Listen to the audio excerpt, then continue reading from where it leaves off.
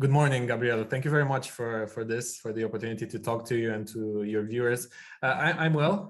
I'm pretty excited about the new things that are happening in the field of digitalization in the energy sector in Europe.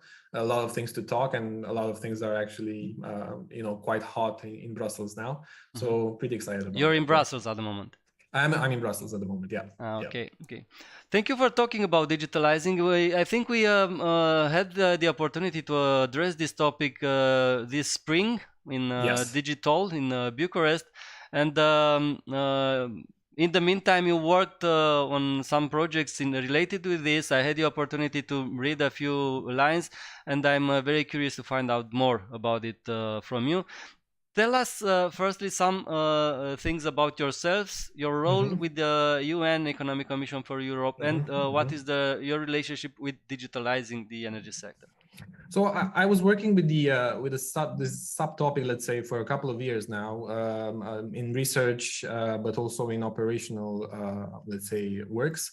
So I've been involved in different projects in digitalizing or digitalization of the energy sector. So I understand how digital tools, digital technologies can support our objectives of both reaching carbon neutrality and now also increasing the independence that we'll need to have on energy-wise.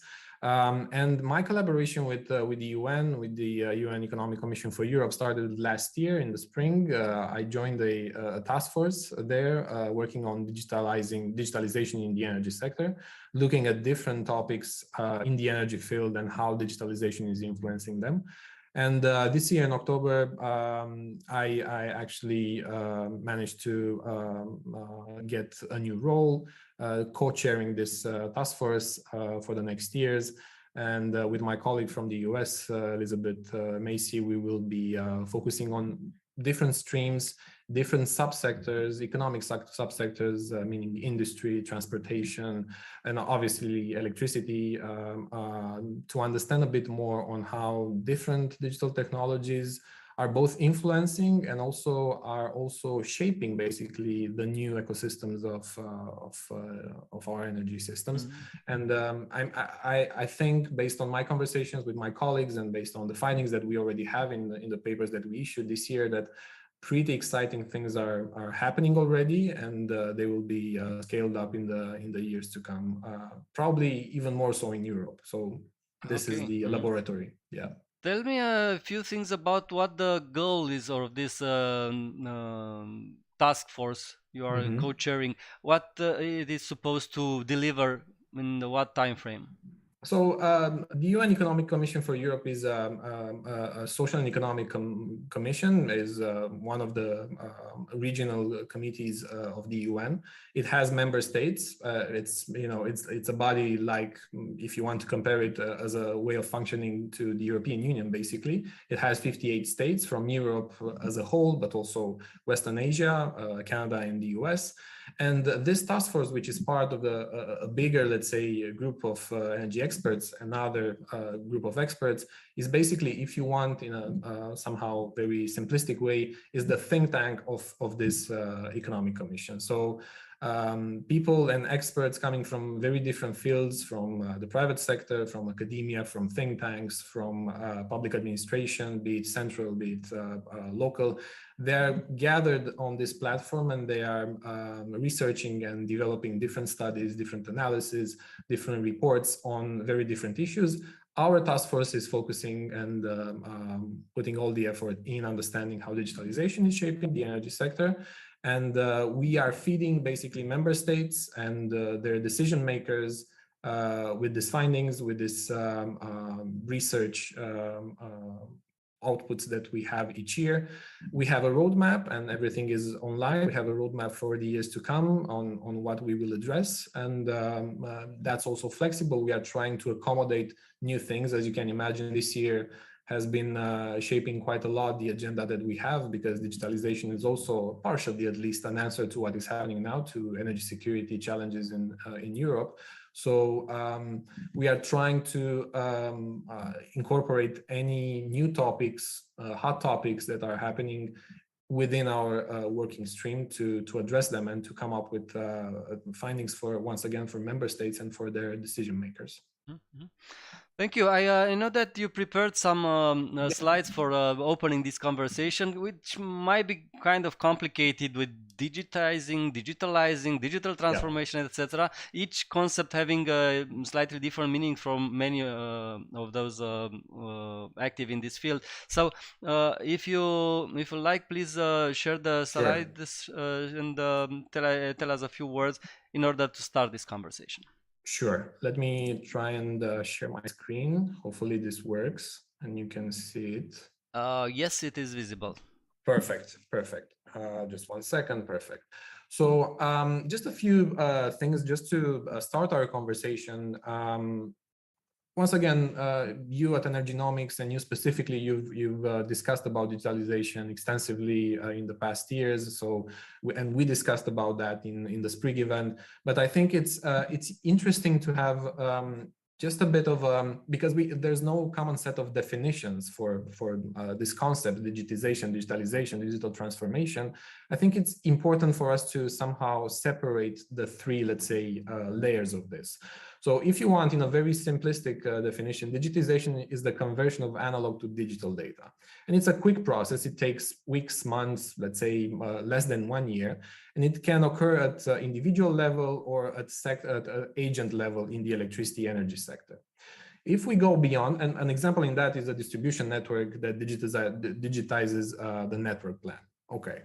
Digitalization, which is basically the second layer, is the how you explore and you manage new data sources through different application of digital technologies. And it involves some structural changes in the whole economic sectors over a couple of years. So it takes more than just a few months to digitalize a system. And the example is that all distribution network operators, companies are digitizing, their plans and their assets. Now, a higher level, which is digital transformation, is a large scale, is a cross-sectoral, let's say, change that is happening across different economic sectors. And that takes a period of years, sometimes even decades. And digital transformation changes basically the interactions between very different market actors. And the example is all network companies of, let's say, both gas, electricity, heating, everything, they are somehow combined and communicating over a platform. But for this to become a bit more clear, I think it's interesting to have this graphic. This figure, which basically highlights these layers: digitization, digitalization, and digital transformation. It doesn't mean, I think most of the energy systems are somewhere here in the second layer, in the digitalization phase, but that doesn't mean that the full spectrum of digitization has been completed. So there are still progress to be made here, but I think most energy systems are somehow in the second layer. And there are different actors involved in this. Digital transformation is mostly related to supranational and governmental organizations, so that has to somehow be managed by them. And then if you go lower to digitalization, we are talking about national and regional governments, even non-governmental, international, national, and regional interest groups.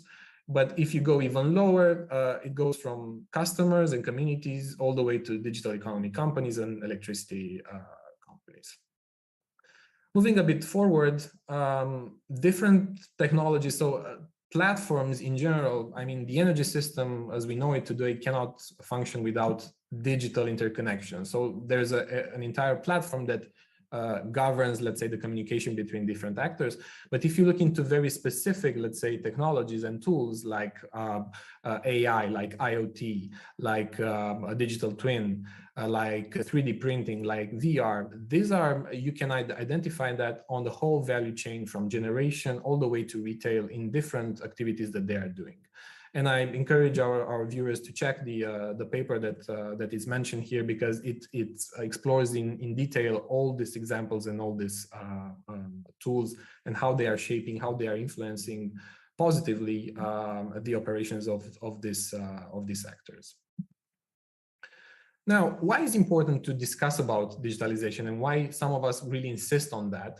If you remember, and our viewers remember, the old, which is actually quite actual concept of energy trilemma now, is this idea, this equilibrium that governments basically need to have in between affordability, sustainability, and security of supply, or resilience, if you want. And the theory and the practice, actually, not only the theory, the practice says that once you try to maximize one of it, it comes at the cost of at least one of the other two. So trying to maximize, let's say, sustainability will probably affect your resilience and affordability dimensions. But digitalization is, in a way, to some extent, even more so than other solutions, an answer to all of this. Because on the affordability, you can have energy saving, and obviously you can reduce energy consumption through digital technologies and tools, and you can easily access more renewables, which in time, they are cheaper than other source of generation, considering also the externalities. On the sustainability, the prediction and the integration of renewable electricity is increased through digital technologies and digital platforms. And also greening the ICT sector is also important for both the energy sector and the data and the computing sector. On the resilience, obviously it's increasing the overall system resilience. And by anticipating different peaks and lows, it increases basically the energy security and the security of supply of a state and of a region. Not to mention, obviously, the smart metering and the smart, let's say, understanding of data and how that is shaping consumers' behavior and consumers' consumption. That also helps improve energy security. I would shift a bit to a survey that we did in the paper, in the latest paper at the UN, because I think it's very relevant to see. Maybe it's not representative. We had responses from a lot of stakeholders in the member states. Maybe it's not representative, but it's clearly indicative on what are the main barriers holding countries back from implementing digital technologies in the energy sector, but also what are the main benefits in that. And if you look on the left-hand side, you can see that the lack of awareness of the benefits and also the lack of funding are, let's say, the main issues that are somehow a barrier in deploying faster digital technologies. And on the other side, obviously, social and economic benefits have been recognized. But the highest, I would say, is the technical and environmental benefits of scaling up these digital investments, which I think it's quite interesting to see. And there are many solutions that address that. I will not go into details now, but we can obviously expand a bit later. Again, on data, which is also a very important, let's say, topic nowadays, especially with data protection and also with cybersecurity. Data, I think it's important, and data governance and data collection represent half of the challenges identified by our respondees when it comes to big data and its utilization. So people are concerned about their data and how they're managed and who is managing them, who makes them available to whom, and what is the security level of this data. Lastly, on the survey, I think one important question that we raised is also the digitalization literacy in the energy sector, of course, of our stakeholders as a whole. So based on the responses received, the private sector and think tanks and NGOs are recording the best high and very high levels of digital literacy in the energy sector, closely followed by media, which is a great sign, and I think it's an encouraging one.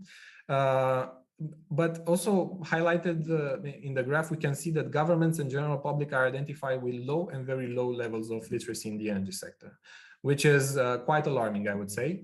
Once again, this may not be representative for all geographies, but is quite indicative on what is the perception on the level of understanding from governments and from decision makers. Of course, I told you that there are some public policies and business strategies that can be implemented to both address the challenges that we identified, but also to capitalize to enhance the opportunities identified.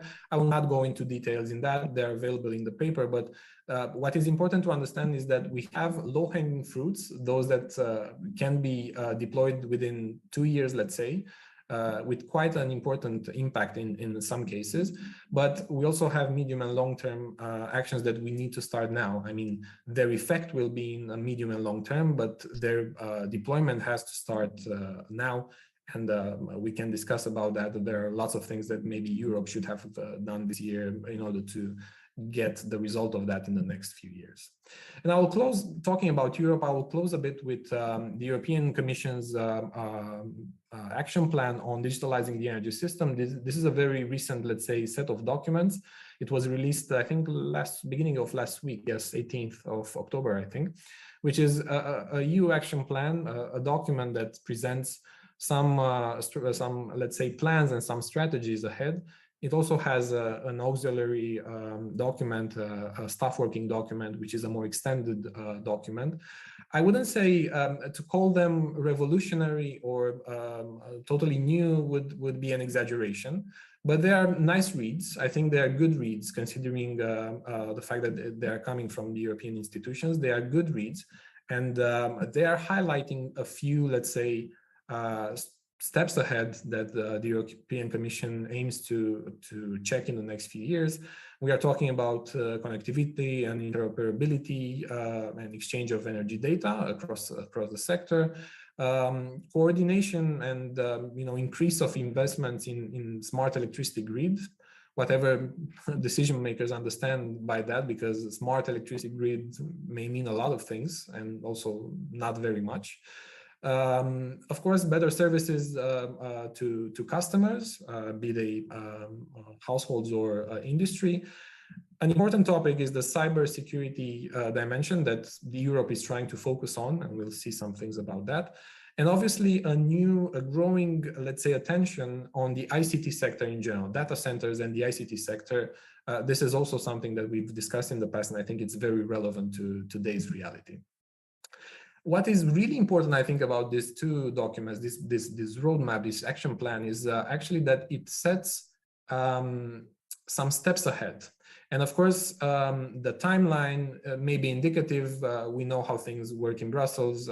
Priorities change, from one week to the other based on the realities in the field. But having a set of steps and a clear, let's say, order of steps in how to address that, I think is relevant, and it was a very much needed step to go ahead.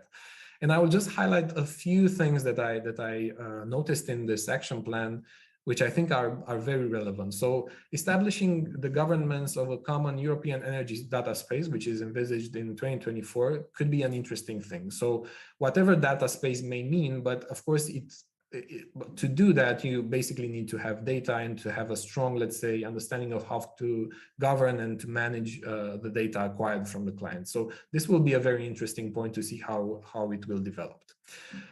Moving forward, promote a code of conduct for energy smart appliances to enable interoperability and boost their participation in demand response schemes, which is very interesting.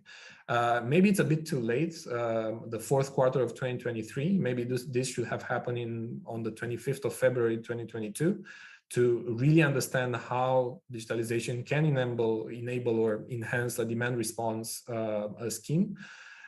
A bit too late in my view, but there are lots of things to be done as prerequisites for this to happen. So it's not an easy objective.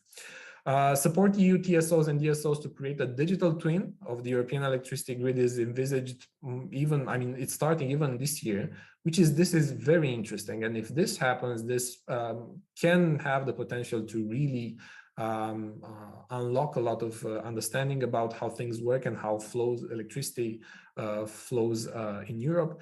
This will be an interesting thing to look forward.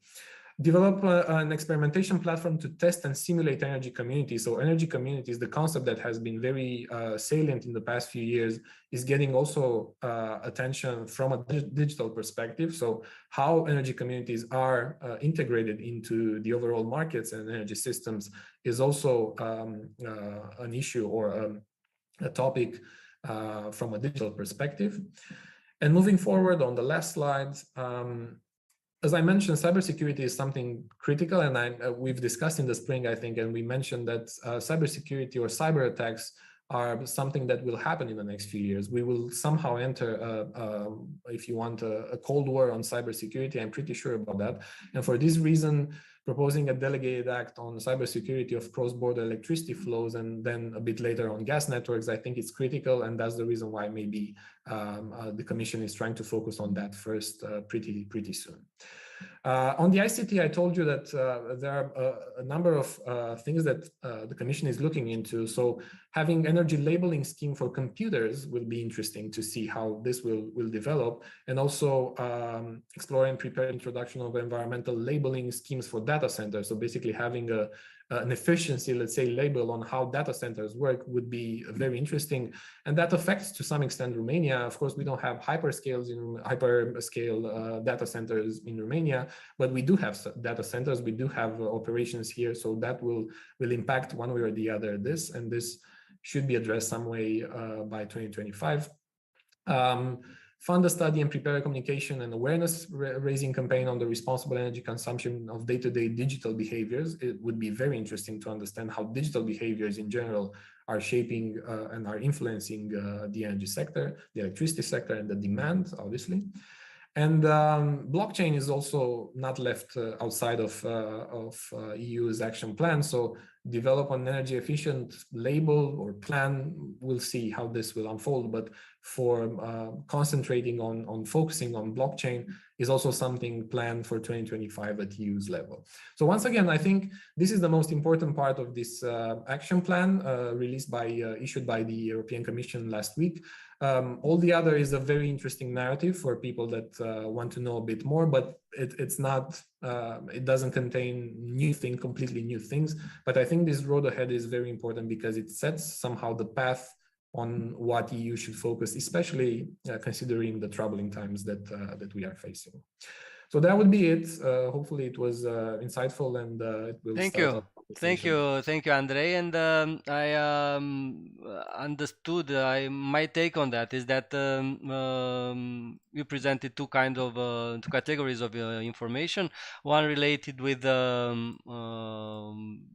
terminology clarifications, very much needed, and I was glad to see that I am on the same page after a few discussions in the last years with the experts in this field. And the second category on the policy agenda from the EU, and that would constitute in a map for the future. Yes. Because companies, experts, people in the government should take this into consideration when planning for the next years to come. Maybe for the next minutes we'll try to unpack a little bit more some of the elements you presented there. Thank you very much for laying the grounds for this conversation further on. I have one comment.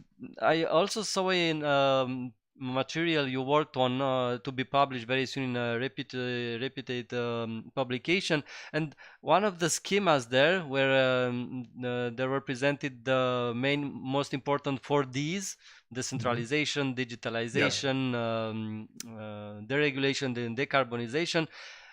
You mentioned there with your colleagues, co-authors, that decarbonization was one subject that was driven by policy in Europe and around the world. Exactly. From what you presented earlier, it seemed that digitalization also is a policy-driven sector, and that comes in the context when many companies take actions by themselves and they understand already the use of digitalization. So my understanding at the moment is that all of these are a subject of a policy focus from the EU, and some of those ideas you presented earlier will become probably mandatory for people in the field. It should be, at least some of them should become mandatory, I think. And I think, yes, policy is critical these days in shaping anything in the energy sector and shaping anything in economic sectors, as we can see.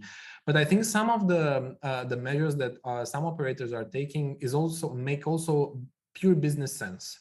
So investing in some digital platforms, which are, let's say, at the base level of digitalization. So digitizing, let's call it like that, digitizing some part of the operational activity for some economic actors makes pure economic sense, becoming more efficient, saving more energy, deploying sensors that will help make the consumption proper and thus save energy.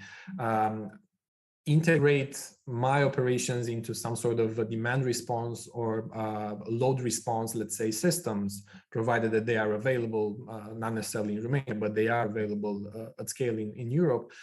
This kind of things make economic sense, especially today when energy prices are to the sky. So by deploying some technology that will cost me something today, it's a one-off cost, but will show the benefits in the years to come or immediately because the prices are so high, makes pure economic sense. You don't need the policies to drive that. Given all this, okay, please continue. On the other hand, for large scale, for digitalizing, for the second layer, or even more so for digital transformations, you need policies that will enable different funds, different opportunities. You need policies that unlock regulatory frameworks to address some things like demand response. Demand response can be implemented in theory today in Romania, but can it be deployed easily? Not necessarily. So policy is driving somehow this larger scale and larger deployment of digital technologies, and obviously their benefits. I have at least two examples in Romania where intervention for the public authorities, regulators, maybe, I don't know if they alone can solve this, is very much needed. One is this formula of forcing or introducing for the market a standard of communicating data so that suppliers and distributors to talk the same language, can exchange freely and usefully information. Another one is that related with using digital, which is using clouds and digital services companies in Romania for the companies operating within the national borders. These are two of the main topics addressed very often in the last years. And there is also, I think, another role for the authorities and for the public for the policies at the highest level.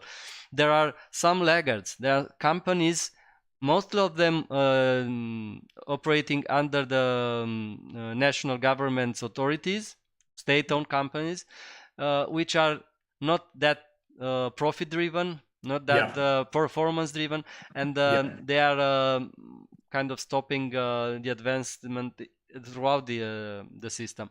And this is where such policies might prove very beneficial. And of course, opening the gates for new money, because everything should be prepared in this respect. And we are talking about intervention during many years. Multi-annual budgets are necessary, and some guarantees in one form or another are very welcome. But there's an interesting thing here, and I think the two of us separately, we discussed about it a couple of months ago. There's this myth that also digitalization is a profit-making, let's say, activity or a profit-making source, which is kind of false, if you ask me. Of course, it's a profit-making source for those that are selling this technology, for those that are selling operational stuff on this. But for the clients in the energy sector, for actors in the energy sector, and for end users, it's a cost-saving source. So it's not creating new money. Of course, integrating different things, integrating, let's say, the PV ecosystem will create, of course, new money for some people. But mostly, if you can look at this, it's a cost-saving, let's say, source, which is, it's a very it's a very fine distinction, but very useful. It's a very different way at looking at things. So it doesn't need to be your business or your entity, be it public or private. It doesn't need to be necessarily looking into profits to see a benefit in digitalizing things. Becoming more efficient, becoming more cost efficient is something that governs any type of entity in the world, from NGO to public authorities. So there are benefits in that, but once again, this speaks to the idea of how much the benefits are really understood from an entity perspective. Yes, it is very, very useful for the organization to utilize digitalization for having slimmer organization, for clarifying the processes, and there are huge benefits that come with that in terms of allocating resources, human resources. Absolutely. And all that comes with that. So there is very much to gain from having digitalization Absolutely. Introduced in the companies. I would also have a more specific question. We are preparing these days for a conversation on utilities, the future of utilities in Romania next week. And there is this huge discussion lagging for years. How can we make the TSO more capable, more prepared to accept renewables capacities? And not only Romania and Europe is the same discussion for many years. One of the ideas that came on the table these weeks was that it is not necessarily needed to build up new lines or new equipments in the TSO networks, new station of transformation, etc., but some form of software to allocate energy on specific areas of the network. Can you tell us a few more about it? Because it seems to be much at hand than building something physical in the field. Exactly. From the beginning, I think we need to understand that there's no silver bullet. Not even deploying lines is the solution that will solve that. It's a puzzle, and it's a recipe that needs more ingredients. So from the beginning, I'm saying that for the adequacy issues that Romania has in their grids, we clearly need to invest in lines. So this is my view, and we cannot give up on the plans. Now, the levels of that, the levels of investments, and therefore also the time needed for deployment is up to debate. Because, as you mentioned, deploying technologies that are not necessarily low-hanging fruits, but lower-hanging fruits, easier to deploy, easier to operate, and quicker to have a benefit from that, would solve some of the issues. So, for instance, deploying different demand response technologies, but really deploying them. So creating a proper, let's say, framework, even from the EU level, which you should have done probably in the spring, not now or not next year, but even at national level. So having a working group and having a dedicated framework, a regulatory, let's say, document that really governs how demand response is implemented at TSO, DSO level, and who are the players in that: aggregators, suppliers, clients, big clients, smaller clients, and so on and so forth, will match more the curves of the demand and the supply. By doing that, the adequacy level, and by incentivizing clients to decrease or also shift their consumption in different moments of the day, when the grids are less congested, and also the supply of electricity from renewable sources is higher, that will basically couple the two curves, the demand curve and the supply curve, while also leveling somehow the stress that the electricity grids, both DSOs and TSOs, are having. By doing that, you can have a clear benefit. Now, how much that benefit is, it really depends. If you go into Dobroja, they will have a benefit, but they will not solve the congestion issues that we already have, but we will have even more so if we don't invest in lines in the next few years. If you do this system, or you apply this system in Moldova, most probably from quite well-functioning, not well-functioning, but better functioning, let's say, grid, you'll have an even more so, and you'll have a saving in electricity, you'll have a saving obviously in emissions, you'll have a money saving and all that. So it's both economic, both technical, and also a social, opportunities to deploy this kind of soft systems and to contribute to what you need to increase the adequacy level and to basically have less investment in the grids, because you cannot compare the two. Obviously, digitalization and everything has a price. Nothing is for free, but deploying these solutions is way more cheaper than investing in high lines that we need tomorrow. Okay, we will build them if we really need the capacity to transport electricity from one place to the other, but you don't need everything tomorrow. In the meanwhile, you can solve some of your issues with this soft technologies, with digital platform, digital tools that will enable this kind of efficiency basically in the systems. From another point of view, we have this new wave of renewables already happening in Romania, but throughout Europe also, and around the world, I suppose. And my understanding is that most of these new smaller capacities from at the prosumer level, but also in industry for self-consumption, they come not only with green energy, mostly photovoltaics, but also with digital solutions. From the consumer point of view, everything is digitalized already, because they have all information on the tablet or on their phone, and they control the behavior of the equipment, and they have all the information. So we have this deployment of digital equipment and solutions coming with the new wave of renewables. Is this a problem for the energy system, or is it something helpful? Because I suppose that somewhere in the system the things are not digitalized at all or enough, and some tension might appear here. What's your view on that? Yeah, I think there are some missing links, and the ecosystem that actually smart meters and PV, so decentralized production, is enabling is only limited at the moment, I would say, at least on a larger scale in Romania. So having a smart meter, so controlling what you consume and when you consume, that's critical. Having a PV system that's helpful in unlocking a lot of other systems, and we are talking about energy management, we are talking about demand response type of interaction. We are talking about, if you want to go some levels further than that, you can talk about IoT, on how to, your appliances will communicate and will understand when to consume, what level of, what amount of electricity to consume from the grid, and so on and so forth. Obviously, some household storage, EVs, vehicle to grid. This is an ecosystem, and this is unlocked by smart meters and PVs. Now, you could do your homework at home and have all this ecosystem, let's say, unlocked. But if there is a missing link, and in most cases, there is a missing link in between this and what you see at the end of the month in the bill, and how this is even more so important from a system level, how this is integrated at system level, and how is this capitalized on system level. Well, if that missing link is missing, if that link is missing, then there is a missed opportunity that we all have as a client, as clients, but also at system level. And we were talking about years and years ago, and we were talking specifically on smart meters, but this is this also applies to this ecosystem idea. If we are having islands, let's say, of digitalized solutions, will not solve the issue.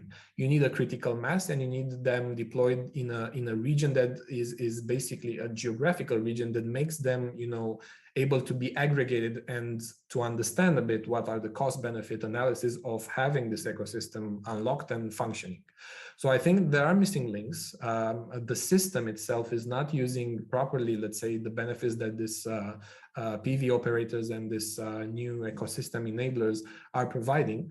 But at the same time, it is a bit like the chicken and the egg problem, because let's be also honest, the number of PVs for different reasons, and we can talk about that in a different conversation, the number of PV owners in Romania is not, has increased exponentially, but also the starting point was low. So it's not is not that high for all these benefits to be completely missed. There are things to be done at system level, I think, both from a technical perspective and from a regulatory perspective to capitalize more on this. But this needs to go hand in hand with a higher deployment rate of PVs, which needs to accelerate, and it hasn't done so. But I think there's also another thing, and I wanted to address.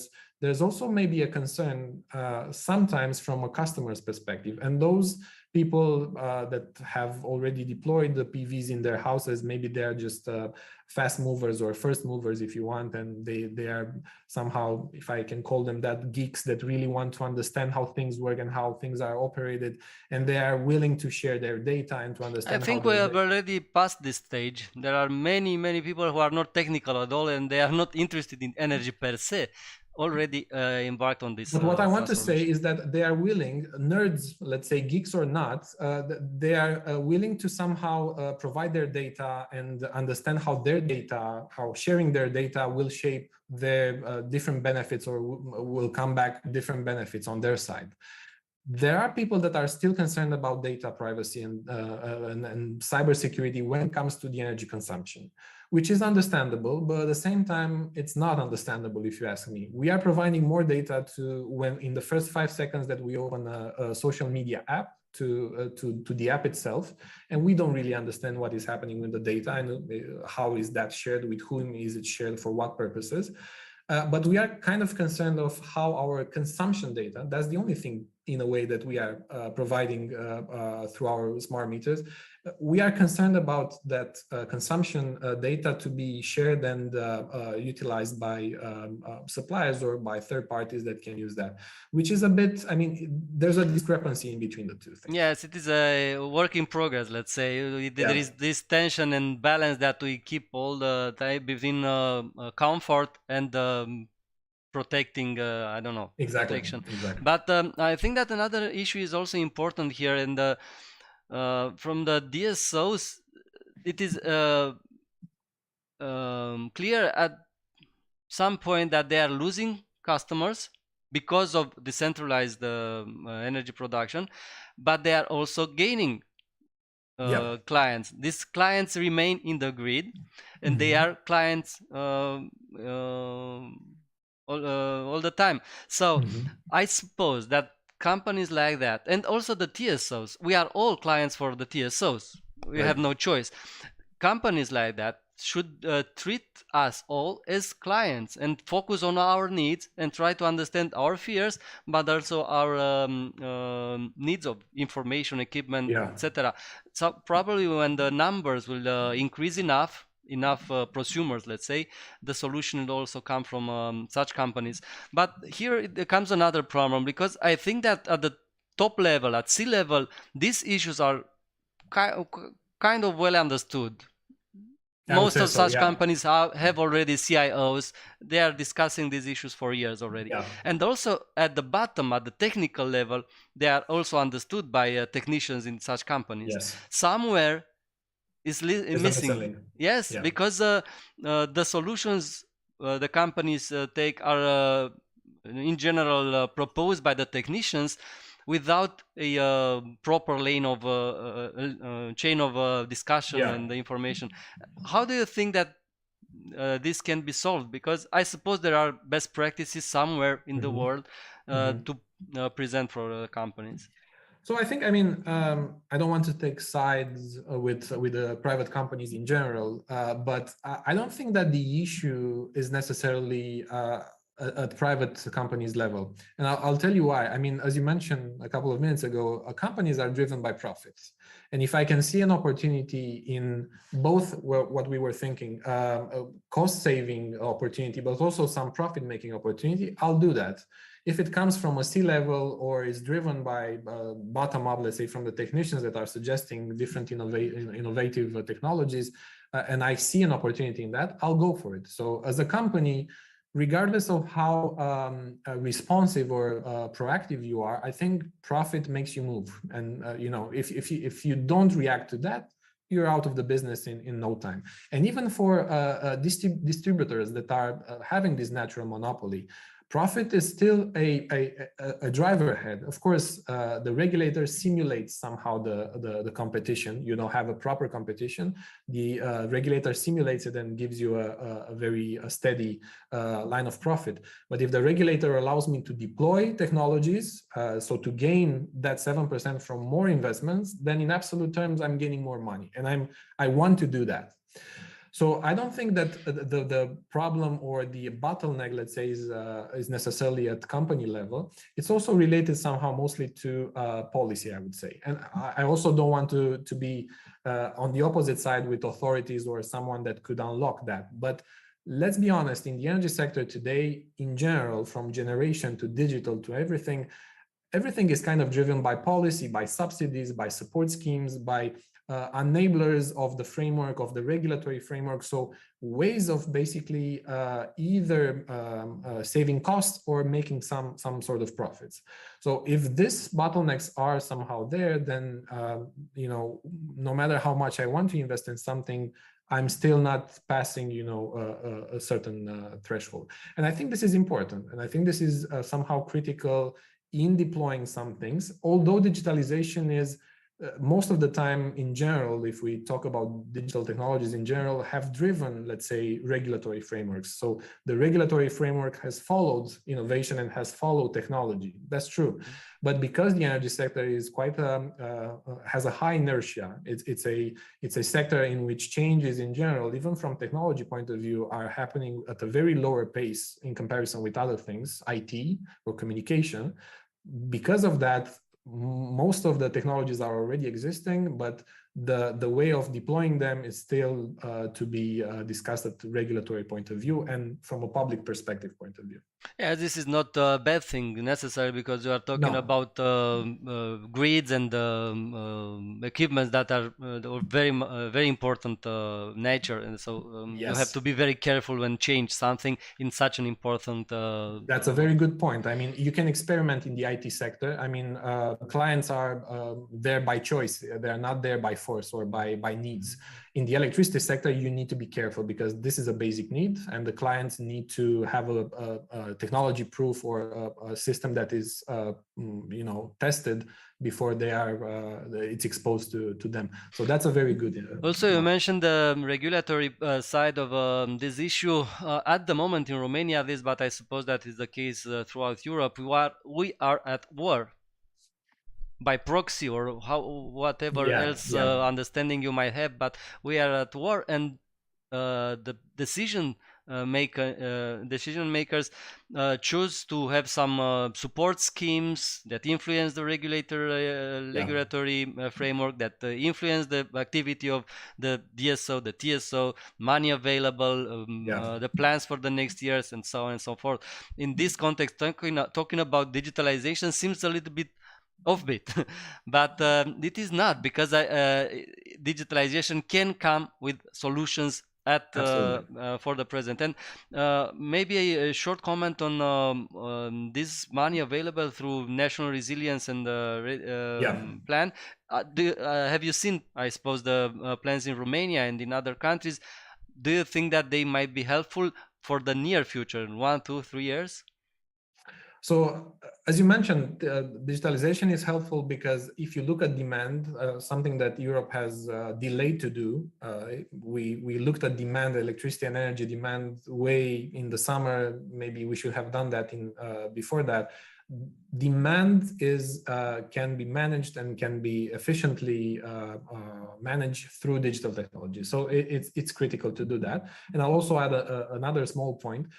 To deploy digital technologies, you don't need global supply chains. A lot of technologies are available in Europe and are already in stocks for different reasons. Because they were not deployed, some of them were waiting for them to be deployed. So you could have done that, or you could do that, quite easily without depending on global supply chains and surges in prices for whatever technologies, critical minerals, or whatever. So we could have done that, and once again, it's not a silver bullet. We wouldn't have solved energy supply issues in Europe, but that would have helped tremendously. but we kind of delayed to do that. Yes, I mean, the resilience plans and in general, the funding available at EU level and then obviously at domestic level is there. And it's, we were talking, I think, a couple of months ago, maybe there are not very dedicated, let's say, funds for digital whatever platforms per se, simply because digitalization is across, let's say, subsectoral, let's say, topic or approach. So you don't have that maybe dedicated in some place, although you have projects that rely significantly on digital technologies. But the funds available at EU level and at national level in Romania, I would say they are enough. I mean, not enough, it's debatable what enough means, but they're there and can be accessed and can be deployed timely. Now, the problem is not that, and the problem is not with the solutions. Solutions are there, they're implemented in other countries, they can be imported from a knowledge point of view. The problem is not there. The problem is how we write projects and how we absorb those funds.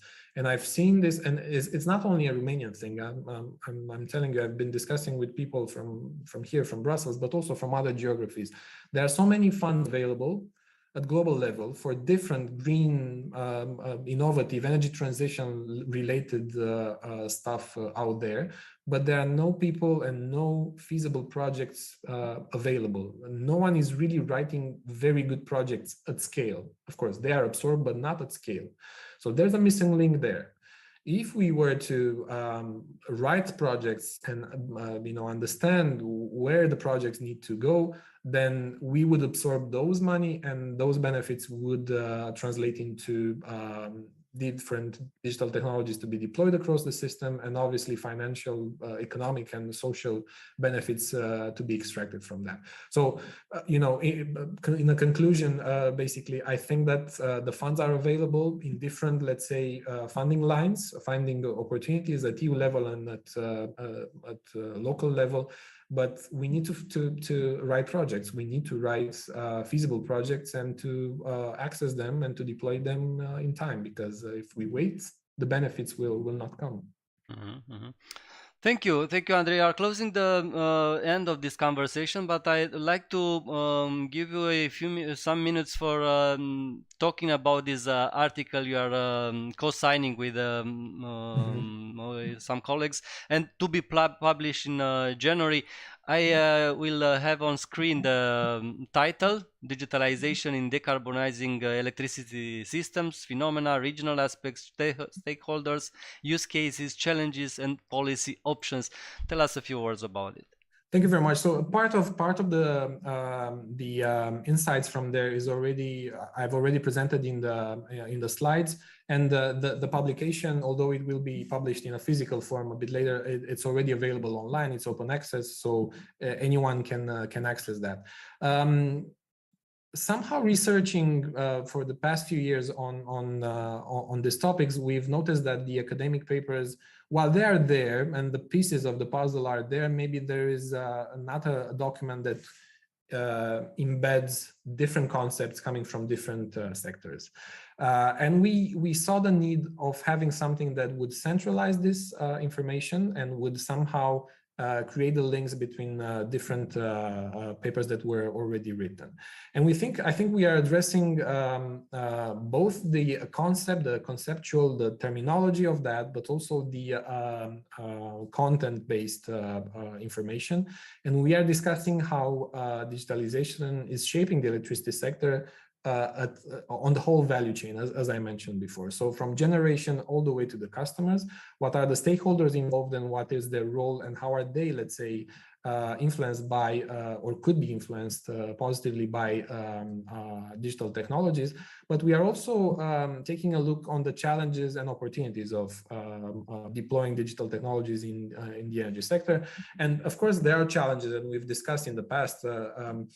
Job losses is one of the things that people are concerned about, which is, might be true to some extent, but that doesn't mean that becoming more efficient economically is not a better option and not translating the current jobs into new jobs, into jobs that are not available today, and unlocking new other job opportunities for the professionals that are now working in the field, that they are not mutually exclusive and they should be somehow addressed. Cybersecurity and data governance is also something that is a challenge, so we are addressing these kind of things. But once again, we are also focusing on the opportunities of deploying these solutions. What are the benefits, as you mentioned, on deregulation, on decentralization, and obviously decarbonization. But even more so, I think it's important, and the dynamic of this year shows how energy security and security of supply in general can also be supported and then brought and facilitated through different digital technologies. Will not solve the issue, but will be a contributor, will be an ingredient to what we need. And we need any ingredients that we need now to, make things a bit better than they are today. This is the main conclusion of the paper. I fully agree with you. And in the abstract you wrote, we present a menu of policy options. That's what we done this last hour here. We presented some of the policy options and discussed a little bit about terminology, trying to make things a little bit clear. Thank you very much, Andrei, for the conversation. Looking forward for the next time.